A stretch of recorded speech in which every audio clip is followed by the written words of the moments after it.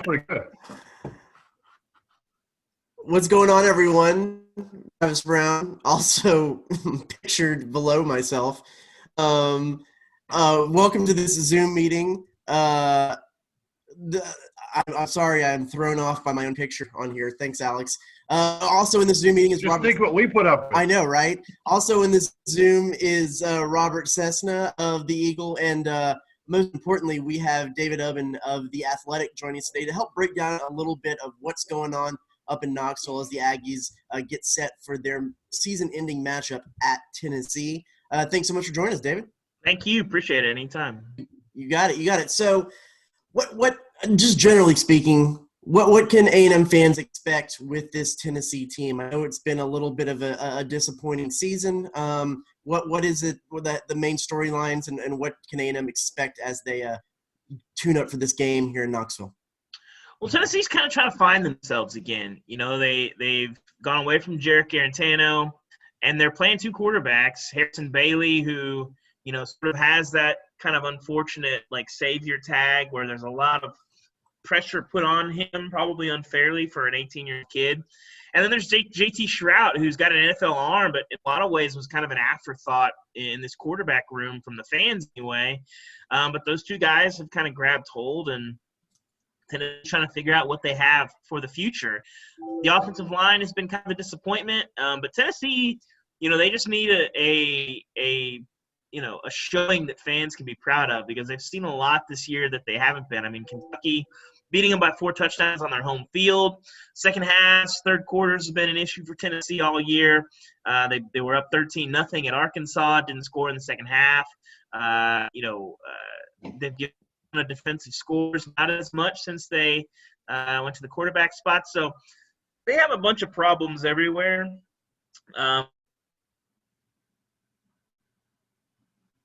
Right now, so much the focus is on what does Tennessee have at quarterback. I'm not saying no. Certainly the fans don't know. They're trying to figure that out. And, you know, A&M will, for better or worse, reveal a little bit of what they do have. Yeah, but first of all, what about the coach? I mean, I was on a radio show a couple days ago, and, man, it sounds like the people up there, a lot of people are ready for the Jeremy Pruitt regime to end. That is true. There's a lot of conversation about that. We've seen the Rocket pick. There's a lot of fans that are out on him. I think when you look at his situation, I think there's pretty good cases to make a move and to not make a move. And that's, I think, where a lot of decision makers at Tennessee are. And the A&M game will have some influence there. I think right now the odds are better that he stays. But, if they get beat 55-7 and then decide to go to a bowl game and lose to, TCU or Memphis or something by double digits, that might change that conversation a little bit. So there's a big part of that, I think, for Tennessee right now. There's the case for keeping him, obviously, is Tennessee has been in this constant churn. Butch Jones is here for quite a while, but, and Kiffin for 1 year, Derek Dooley for, 2 or 3 years, then Butch Jones. And the churning has not worked. And for better or worse, Tennessee right now, the infrastructure is stronger right now than it was when he inherited it. The results on the field have not been as good, but it's not like if you keep him another year, the bottom's going to fall out.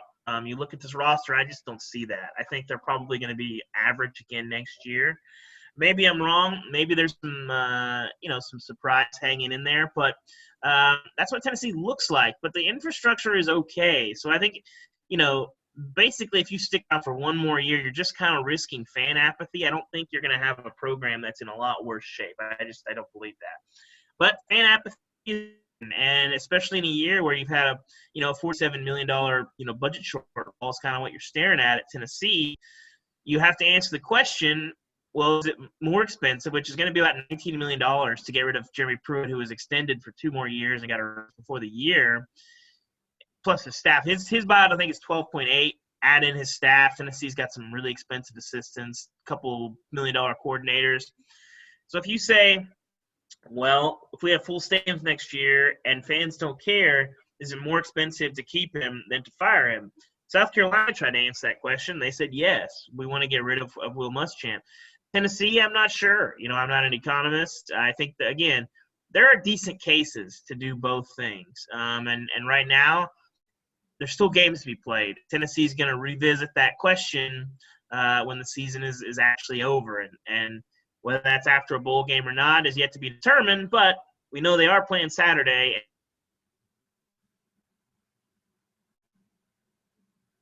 And Tennessee would do well, Jared would do well for his own case if, like Florida, you don't just get embarrassed, run off your home field. Because if that happens again, then we may have more problems. I was going to say, they saw top 25 recruiting class yesterday, David. I don't know how much that helps or whatever, but I did see. Not at all. Well, the expectations are top 10 classes at Tennessee. People you say that's fair or not, but they've done it the last 2 years. They've had top 10 classes, and specifically this class. The numbers, we don't need to get to the weeds on how they rank recruiting classes. It was probably a little bit juiced, but Tennessee this summer was up at number 2. And they had some decommitments once the season started, and they started losing games. They haven't been able to really get the big, impactful commitments. They've lost a few guys. Terrence Lewis is out of the boat. They lost to Marius McGee, who ended up at LSU. They might still get Terrence Lewis back, but, the class has kind of slid down, and now you're sitting there at 6th in the SEC, 15th. That's not good enough for what Tennessee wants to be. It's just not. You can be competitive there, but Jerry Pruitt was hired to beat Georgia, Alabama, and Florida. And he was hired to win championships at Tennessee. That's where they see them. Not every year, contend, be in the mix. And I can't be inside the playoff committee's room, but at 2-7, I have to wonder if Tennessee is going to be on the outside looking in when the playoffs played this year. So speaking of the committee, you keep your finger on the pulse of all SEC. A lot of debate on the deservingness of A&M to be number 5, to be in the playoff, to should Cincinnati, should USC jump them again. Where do you actually see, how does A&M fall in your eye test? And do you think that they're a team that should be overlooked or shouldn't be overlooked right now? Well, I think it's tough because it's been a frustrating week. What people want from the committee, I think, is consistency. And they haven't shown that. Is Ohio State a better team than A&M? I think that's pretty clear. I don't know that there's going to find a lot of people who are going to say, oh, yeah, A&M's definitely a better team than Ohio State. They could probably beat Ohio State, 2 or 3 times out of 10 maybe. It would be, they might be able to compete there. But Ohio State's a better team. But Ohio State hasn't really proven anything. They haven't really – their best win is Indiana. They've played, 5 games? And we've seen them in the past, especially in 2014. There was all this talk about, the 13th data point. TCU Bell, they didn't have a national championship, even though they had really competitive, strength of schedule, and they were pretty similar. That they, Ohio State played that additional game. They played that 13th data point. You're all these things, and it reeks of inconsistency. It reeks of saying, well, this is for Ohio State. We know Ohio State's good. We know we've seen them. They've been somewhat dominant, but they weren't dominant against Indiana. They won that game by a touchdown. The reality is that A&M had better wins, and they've played more games. And, if you're going to put Ohio State in there, then it's based on season expectations. It's based on what they did last year. It's not based on this year. And so I'm torn just as a college football fan because do I want to see Ohio State play Clemson or Alabama or Notre Dame? Probably more so than I want to see A&M play those teams. I think Ohio State is a better team. But if you're going to say most deserving or 4 best, which seems to be, if that definition seems to fit whatever the committee wants it to from year to year. I mean, if you're trying to be consistent, it has to be A&M in that spot. I don't think it's going to be. So again, I'm torn because I call football fan. I probably want to see you play a little bit more. But as somebody who values some consistency and would like to see the committee do these things the same every year and try to be as reasonable as possible, I don't know how you get the case for Ohio State over A&M. Nobody's making the case for USC over A&M, and USC and Ohio State are not that different. The only difference is sort of perception, preseason hype, all of those things.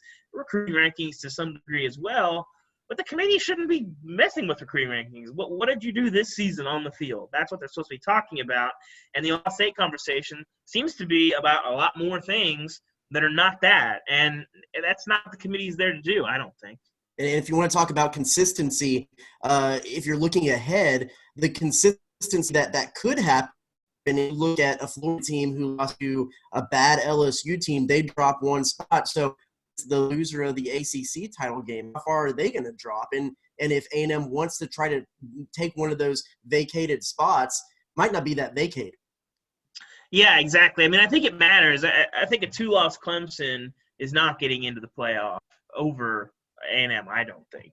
But if Notre Dame loses and lose close, I think you're looking at an Alabama, Notre Dame, Clemson, Ohio State situation there. But it's interesting because for the last few weeks there's been a lot of talk about, A&M and style plans. I just don't think that there's anything A&M can do to influence. You got to win. You got to win where you're not, don't give the committee an excuse. I mean, they have to win sort of convincingly. But I don't think there's a difference between a 20 or a 17-point win and a 50-point win for A&M. I just don't – it matters what happens everywhere else. And so I'm sure that's frustrating for A&M because they don't really control their own destiny. And, I think in some ways A&M, people didn't realize how good that Bama team was earlier in the year. And it was very easy early on when you're kind of still feeling out what Bama is. And then A&M starts stacking up these wins. They beat Florida. And now you're sitting there, and A&M's looking 9-1 with their only loss to Bama. And it was a 4-touchdown loss, but Bama might beat playoff teams by 4 touchdowns. So, it's a rough spot. I feel bad for A&M fans, but, at least the $75 million man is getting it done this year. And first couple of years was looking a little shaky. They needed a big year this year. And, playoff spot or not, they've gotten it. This is what A&M hired Jimbo to do. Speaking of that, if we go to the game a little bit, David, what would Tennessee have to do to beat A&M? What's Tennessee's maybe 1 or 2 strengths that maybe if they're going to pull the upset against A&M, how could they do that? I just think A&M is a really bad matchup for Tennessee. Tennessee's offensive line has not really been on as people thought that it might be. But on the flip side of that, they just have not been able to really affect the quarterback very consistently this year. I think they're going to blitz A&M a little bit more than they've blitzed this year. But they just don't have those impact guys in the front 7. And I think A&M's offensive line can dominate this game, control this game. And Tennessee, even if they're throwing against air, just has not really shown the ability to score as many points as they need to. I mean, I don't see a way that Tennessee, keeps A&M under 30 points in this game. And I don't see a way that Tennessee scores 30 in this game without, a defensive score or special teams, something crazy. I just think A&M is a really bad matchup for A&M or for Tennessee, and I think A&M wins this game fairly easily. What's been your take on Kellen Mond this year? I know he's a little bit polarizing. He's a little bit not maybe the A&M fans' favorite guy, but then when you open up the record book, he's going to hold most all of them. Yeah, I mean, there's enough throws in there and there's enough games in there where it gives the fans to gripe about. I mean, the LSU game was not pretty, and you see that. But at the end of the day, you look at the numbers, you look at him sitting there at 9-1. He's been good enough to put him on the brink of the playoff. I mean, if you put Trevor Lawrence back there against Alabama, A&M still loses that game. So I understand fans' frustration, but I don't know sort of what – how many of these losses that A&M's taken over Kellen Mond's career can hang on Kellen Mond? Probably not that many. A couple, maybe. So I get the frustration. He's not Trevor Lawrence, but clearly, as he's shown, he's good enough to get into some pretty high spots. David, what do you think about this year on the SEC? A little bit of a down year, typical year. What do you think about the whole conference? Really bad year, I think, for the SEC. Man, the middle class is soft. You have Bama, an elite team. I'm going to call them one of the best teams ever. It's hard in a year like this to really say that, but they're certainly one of the best teams in the last few years, maybe in the last decade in the SEC. And the way their defense has come together, I mean, this is an elite Alabama team. There's some coaches, you hear them say this is Saban's best team. Maybe. I don't know that I'm ready to go there yet. I mean, I guess they have to finish the job. Strangely enough, I really like that 18 team that walked on the game. I thought they had a really good argument as one of the best teams ever. Of course, you have to finish the job and not get rocked by Clemson. But you look around, I mean, A&M, pretty clearly won their way into being considered the second best team in the league. But you look at the East, I mean, Georgia's been disappointing. Some of that quarterback injuries, quarterback departures, all that stuff. Defense has been really banged. They have some real excuses that you can really say, well, it's not really their fault necessarily. But, Florida defense has had some issues. And then, Florida, the best team in the East, goes to LSU and loses to a bad LSU team. And then you look at that second, that middle class. I mean, Missouri, they're like your fifth best, I guess. And, I'm not a huge, Missouri. It's just there's not, Vanderbilt's the only really, really bad team in the league. But that middle class, this has not been a very, very good year for the SEC. Alabama's there at the top, but just no one's been able to challenge them. And when you look around, it's not, it's not unreasonable to see why. They're just that much better than everybody else. And your sort of second-tier teams, the, A&M, Florida, Georgia haven't been great. And then, your middle class has not been – a lot of times that's the strength of the SEC. It has not been very good this year. Okay, good or bad that Auburn got rid of Malzahn and the timing of it before the signing day?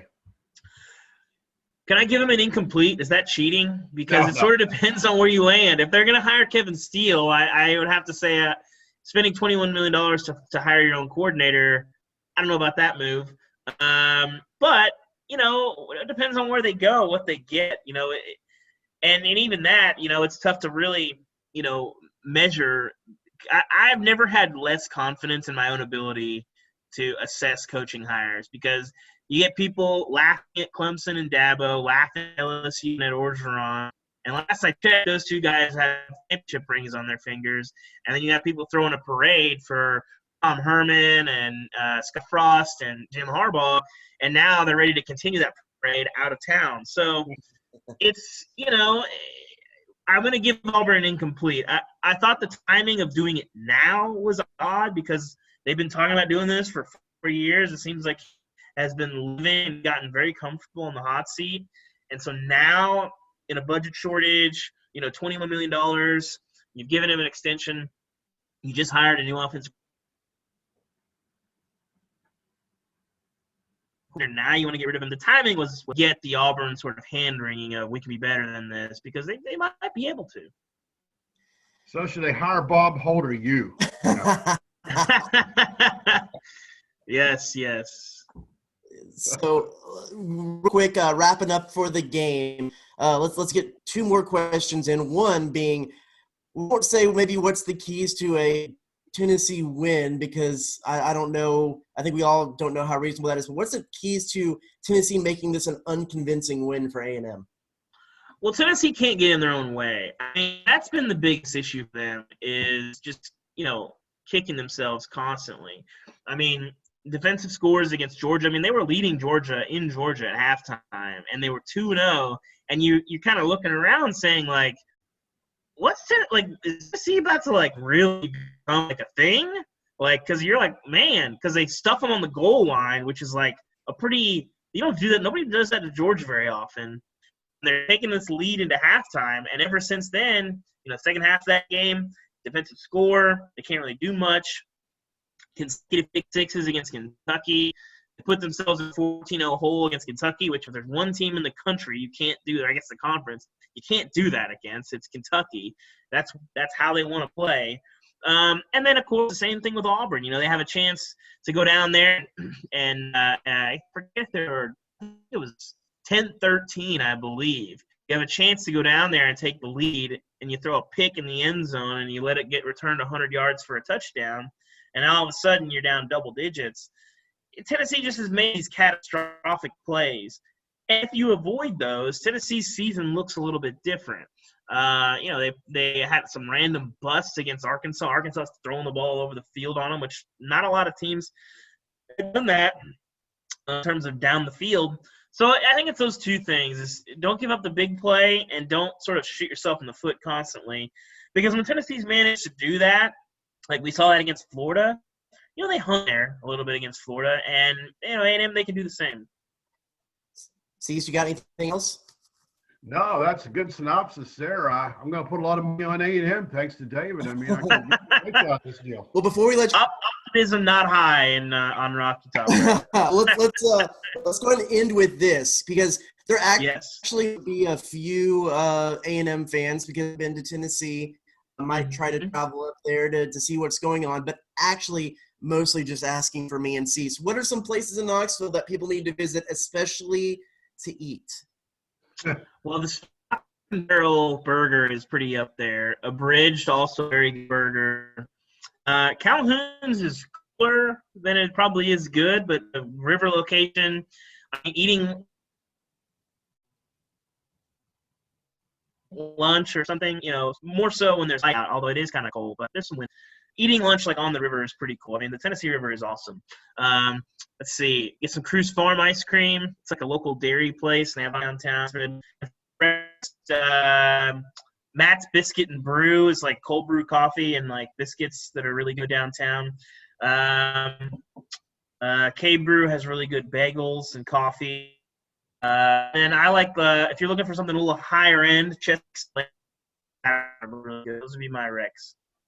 Well, if there's one thing that describes Macy's, it's not high end. So we're going to end it there. Hey, before we go to, I got to pitch your the podcast that you're on several days a week, the Football and Grits podcast. I'm an avid listener. Y'all do great stuff. How people get a hold of that and get a hold of you and your work? Yeah, anywhere that you get podcasts, Football and Grits is there every weekday. It's been a lot of fun. I host it 3 days a week, so I'm kind of the lead host on there, and then we rotate out some hosts, so it's not weighing everyone down, but it's been really fun. That show is a lot of fun to do. Talking about the SEC 5 days a week, and you can listen to it ad-free on the Athletic app. And if you're not subscribed to the Athletic, you can do that. theathletic.com/grits. We got some great stuff. Ari Wasserman this week talked to, I think, 15 recruiting directors and did an anonymous survey about what recruiting is like and cheating and recruiting in a pandemic. It's really, really good. So I'd check it out. Yeah, I read that one, and it was kind of funny to see most of the other conference people, the coaches they talked to were kind of like, oh, cheating, it happens. The SEC is like, yes, all the time. Yes. Yes. So, anyway, you got to check that out. I'm a Athletic subscriber myself. It's great stuff. Support them, and thanks so much, David, for giving us a few minutes of time. Thank you, guys. Appreciate it. Boom.